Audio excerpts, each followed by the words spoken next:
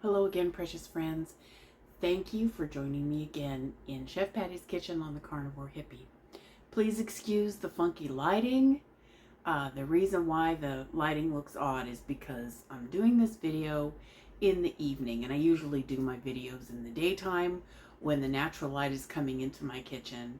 I find the natural light much preferable, but I'm doing this in the evening because we're going to do an overnight recipe in the oven, and what we're going to do is the brisket that I did for the Wired for Healing 2023 retreat in November of 2023. Now, if you follow carnivore influencers, you might have seen my brisket make an appearance on Lillie Kane's blog. She did attend the conference, or the retreat rather, and shortly after that, she posted a photo of my brisket on her blog. So if you've seen that, yes indeed, that was my brisket, and we're going to recreate that today.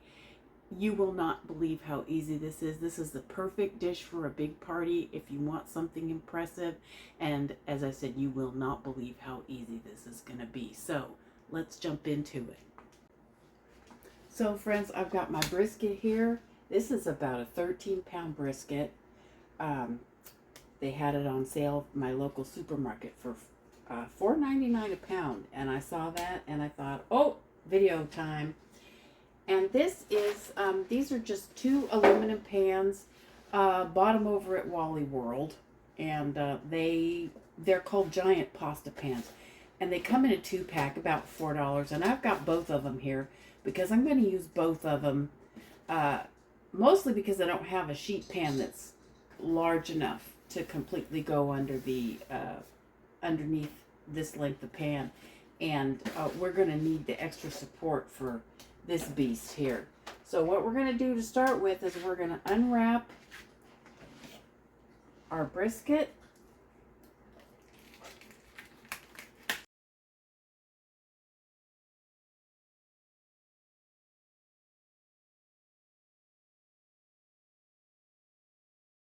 I've got this unwrapped, and we're going to put it fat side up in the pan. But before we do that, we're going to season it, and all we're going to use is some Redmond's smoked salt. This is the hickory flavor. Redmond's Real Smoked Salt.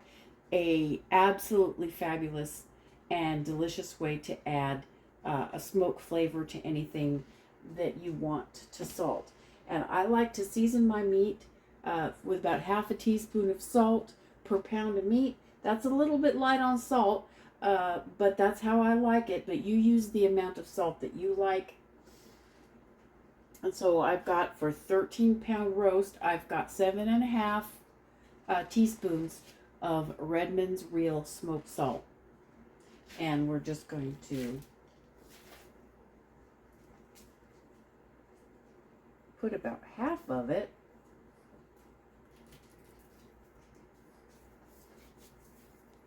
on this here. You don't have to dry the meat or wash it or wipe it off or nothing. Just take it right out of the package and start working on it. I like to put a little bit on my hands to rub it on the sides. There we go. Now, this is the part where you do have to do a little work.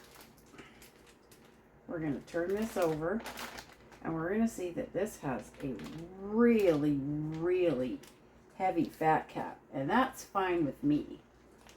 Some people will recommend, cooking channels and tutorials and things will suggest that you might want to trim some of the fat off of your brisket.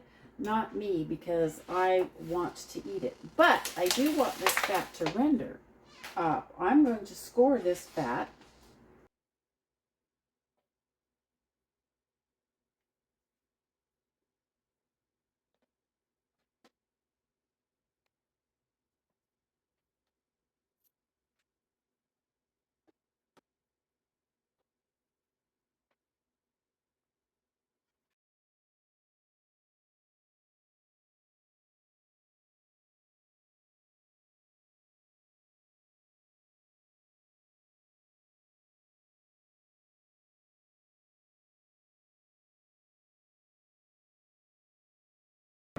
Now, our roast is all scored, and we are going to finish putting the rest of our salt, our beautiful smoked salt. I wish you could smell how good this smoked salt smells.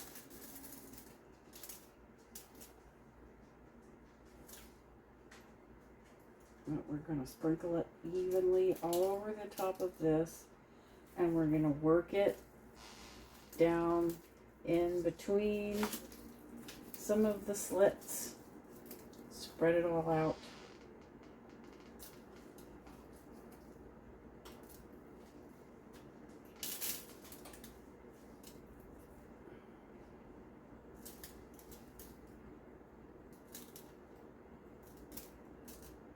And there we go. And the last thing is, believe it or not, that's done, friends. That's ready to go. The last thing we're going to do is cover it up with some foil.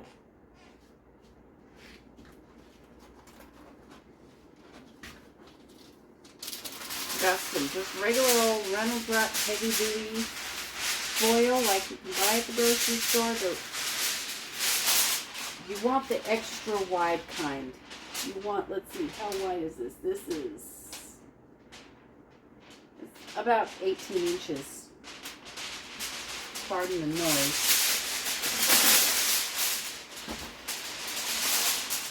But the regular size foil is only 12 inches wide, and that's going to be a problem. You'll have to tear two sheets and kind of crimp them together in the middle to make a wider piece. So invest in the super wide heavy duty kind. And all we're going to do is we're just going to crimp this down. And gosh, you don't even have to get fancy with it.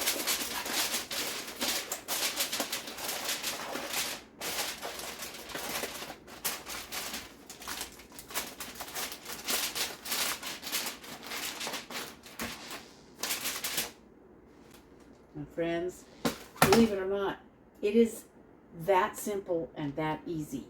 And by the time we're done with it, this is going to be so impressive, you won't believe it. Now we're going to take it over to our oven. I have the oven set to 200 degrees. It's very low, but this is going to stay in the oven for a very long time. Keep in mind, it's going to cook initially about 10 to 12 hours. So we are going to take our lovely package. When you're using foil pans like this, always support them from the bottom, friends. Do not rely on the edges.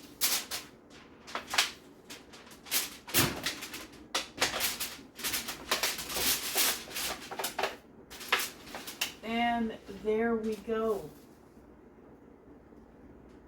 It is in.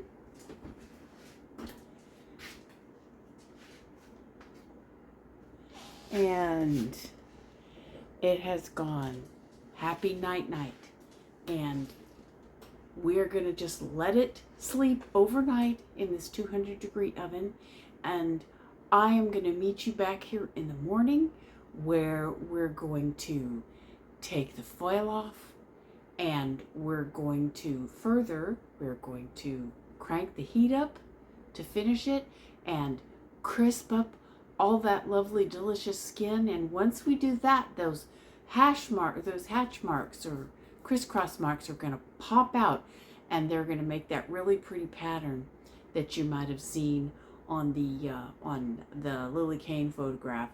And so I'll see you back tomorrow morning at about 8 o'clock. Good night, friends. I'll see you in the morning. Welcome back, friends. It's now about 12 hours later. Our brisket's been sleeping overnight comfortably in the oven, and I've removed most of the juices, and I'm going to just finish taking out the remaining fat, and we'll get started.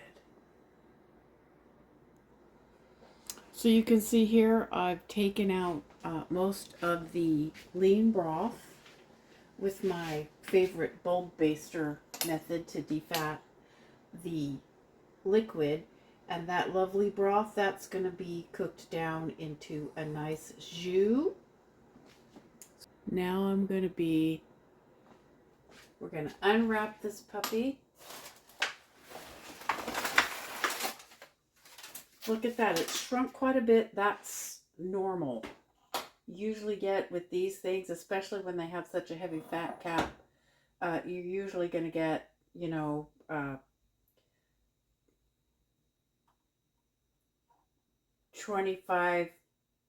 or so shrinkage just off the bat. This might even be a little bit more than that, but I'm going to pull all this fluid off.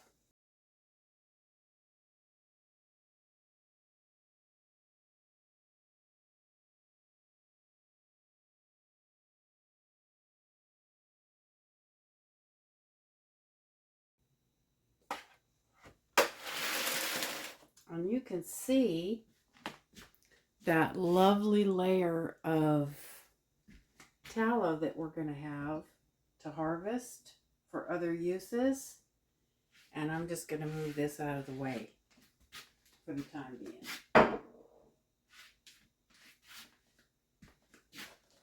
Now, we're going to raise the oven temperature to 400 degrees.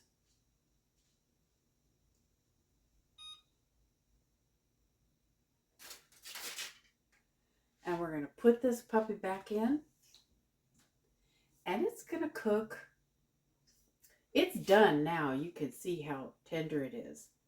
But it's going to cook at 400 degrees probably for about between a half an hour and an hour, depending on how long it takes for the fat cap to crisp up. But we're going to put it back in the oven now. Remember, support your aluminum pans from the bottom. Okay, friends, that is going to cook in the oven for half an hour to an hour. And when it's brown, it's going to be all done. It's going to be ready to go. And it's going to be beautiful, picture-worthy, guest-worthy, party-worthy. It's going to be amazing. And it's going to be done. And we're going to cut a slice and tuck in. I'll see you back here in a little bit. So while we're waiting for the roast to brown, the fat to crisp up, we're going to look. I had defatted my broth that was released, and you can see we've got quite a large amount of drippings, and this is the defatted drippings. So there's like 3 cups of clean tallow that came off this as well, which I'll invent something tasty to do with that, I'm sure. But this is our defatted. There's a tiny, tiny layer of fat on top, but that's okay. We just want it mostly defatted. So what we're going to do with this is we're going to take about half of this and we're going to turn it into a delicious jus that we're going to drizzle over the top of our roast of our brisket once it's done. And that's going to keep it wonderful and moist. And I'll show you how we do that.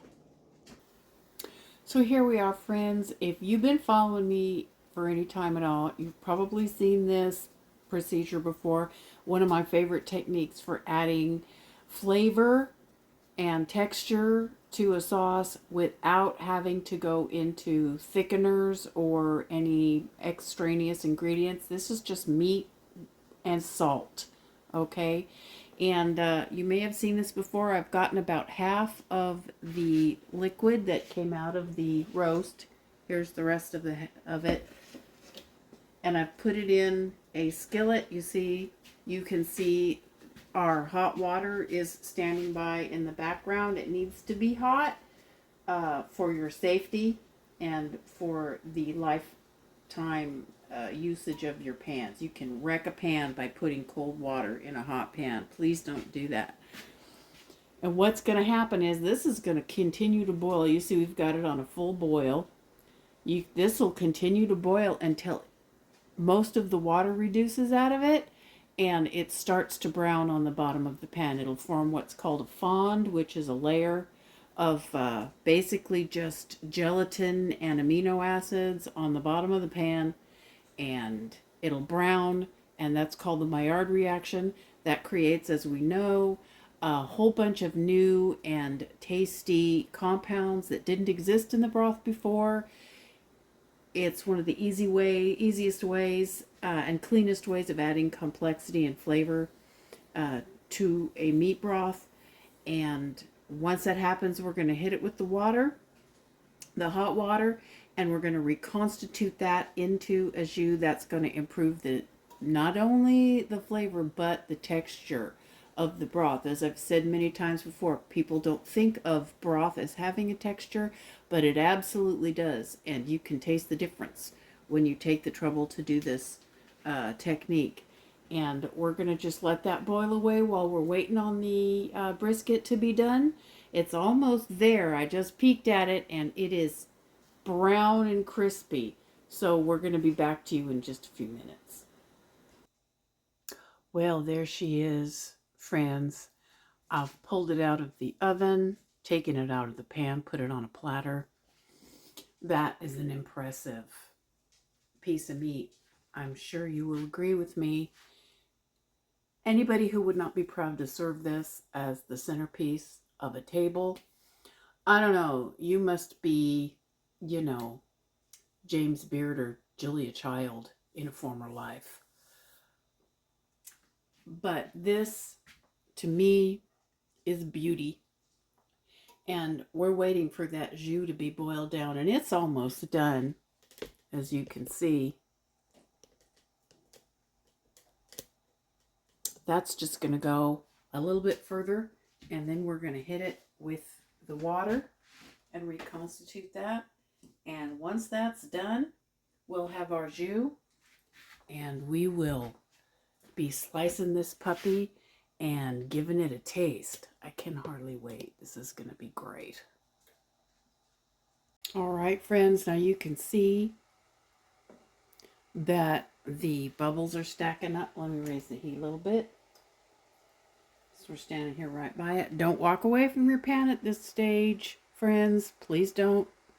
You'll regret it. If this burns, it's not retrievable.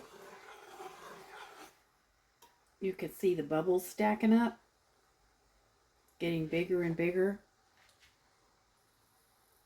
The more bubbles, the bigger the bubbles are, and the more they stack up, the closer to dry enough it's going to be.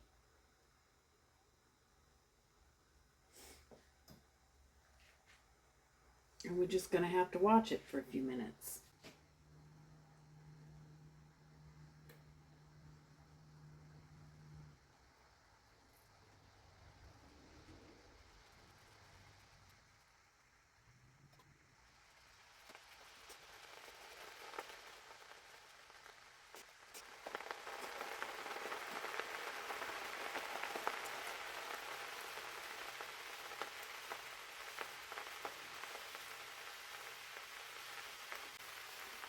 Okay, friends, we're very close now. You can see around the edges, it's already starting to brown, even though all the water isn't evaporated yet.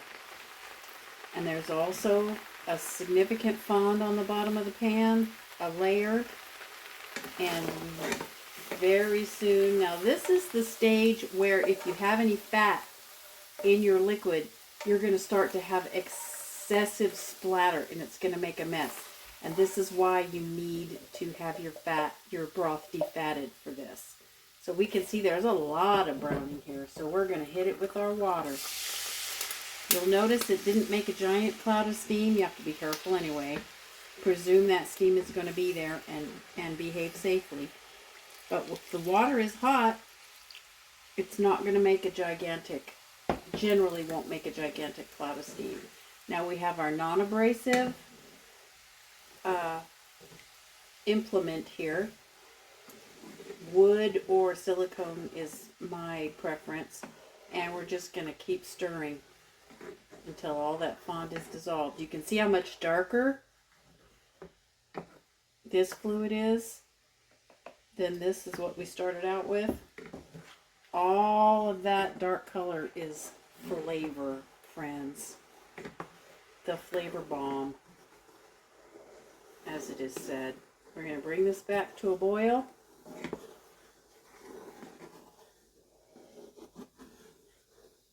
Whoops! Did you see that? It almost came over. This is what I mean about texture. This process has concentrated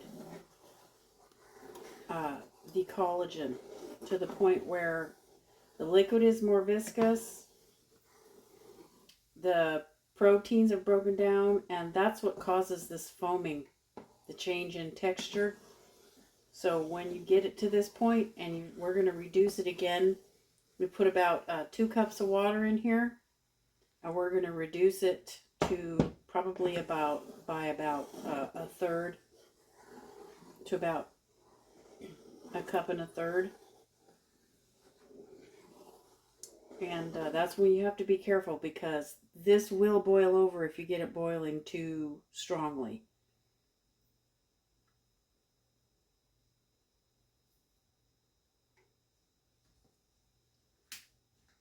So we're going to let that cook down just a little bit more. And then we're going to cut into that beast.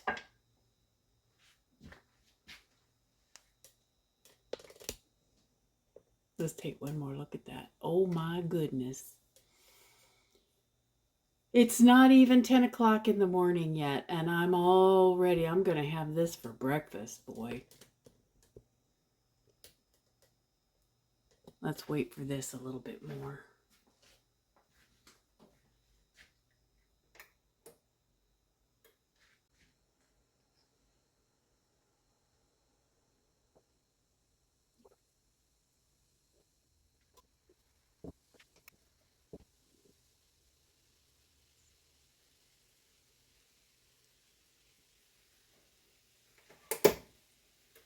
Okay, I think we're about cooked down to where we need to be.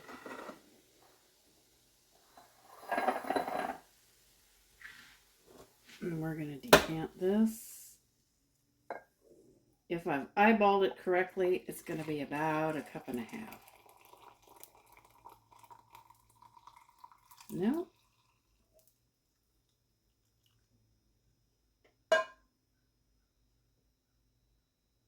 I must have put more water in it than I thought I did. So there's 2 cups here, but you can tell by the dark color that it's cooked down enough. If you're in doubt, you can taste it.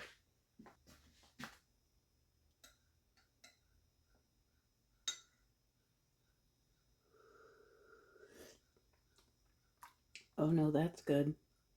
But if you taste it and you decide it's still a little bit weak, just put it back in the pan and give it a few more minutes. I like this little end right here because it's going to have mostly fat.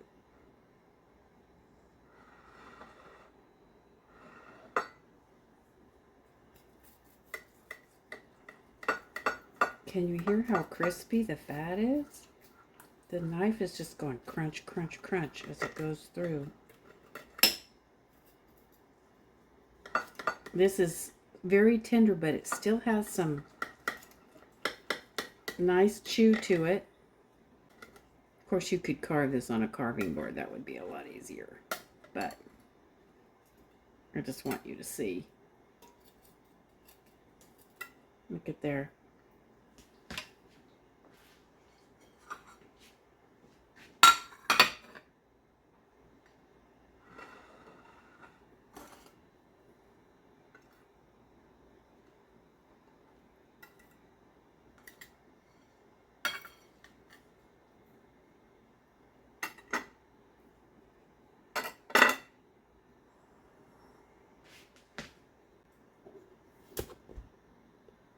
There it is.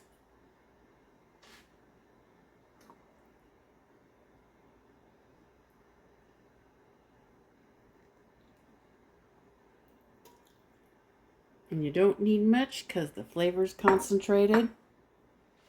Look at that.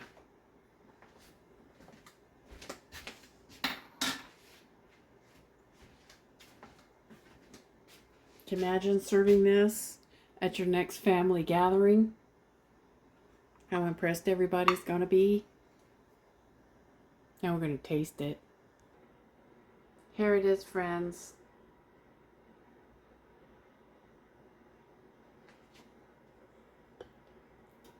This with fried eggs or poached eggs would be an amazing meal. And it reheats excellently. So we're going to take a taste of this. Some of that lovely fat cap, a little bit of that jus.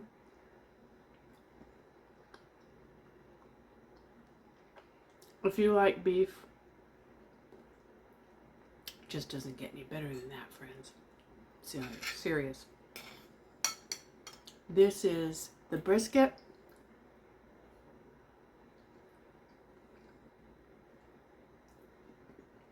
That Lillie Kane loved. And I'm proud of that.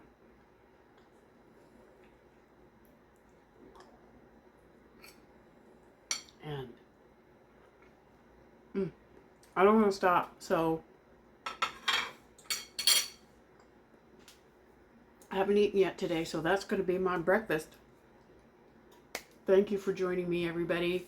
I hope you try this. It's super easy. It takes a long time, but the actual hands-on time is only about less than an hour, really, when you put it all together. So go ahead and try it. Serve it up at your next family gathering. Everybody will be impressed, and they will never know unless you tell them how easy it was. Thank you for joining me again. I wish you peace, love, and meat, and I'll talk to you soon. Bye.